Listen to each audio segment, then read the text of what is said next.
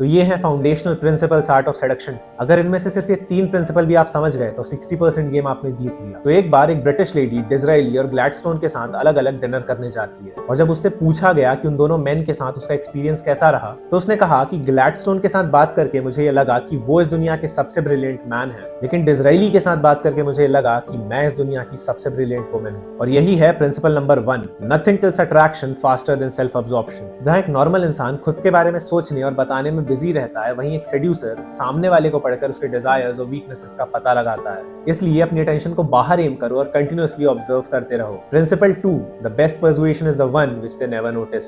अगर आप किसी काम या किसी फीलिंग के लिए सामने वाले को फोर्स कर रहे हो, तो पहले तो ये क्लियरली समझ जाओ कि वो आपकी बात कभी नहीं मानने वाला। सेडक्शन हमेशा सटल होता है और सटलिटी ही कंट्रोल क्रिएट करती है। और इसीलिए हर चीज और हर इवेंट को ऐसे प्रेजेंट करो कि या तो वो बाय चांस हुआ है, या तो वो करने में सामने वाले का ही फायदा है। अब थर्ड और सबसे important principle, make them come to you. जैसे पिछले प्रिंसिपल का यूज करके आप कभी नीडी नहीं दिखोगे, वैसे ही इस प्रिंसिपल का यूज करके आप सामने वाले को अपने पास आने पे मजबूर कर दोगे। याद रखो कि जो चीज या इंसान हमें इजीली नहीं मिलता, उसी को हम सबसे ज्यादा डिजायर करते हैं। इसलिए डिस्टेंस का यूज करके अपने अराउंड क्यूरियोसिटी क्रिएट करो, और जब तुम सामने वाले को अपनी प्रेजेंस और एब्सेंस साथ में सर्व करते हो, तो तुम्हारी कही हुई नॉर्मल बातें भी बहुत इंपैक्टफुल हो जाती हैं। और आर्ट ऑफ सेडक्शन का कंप्लीट गेम समझने के लिए फॉलो जरूर कर लेना।